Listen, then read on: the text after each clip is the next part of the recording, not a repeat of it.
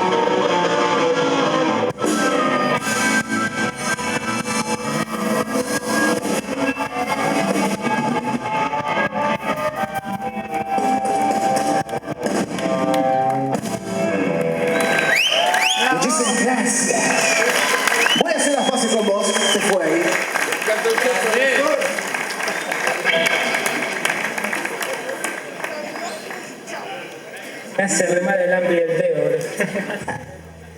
¿Cómo estamos de tiempo? Alguien que me diga, por favor, no tengo horario.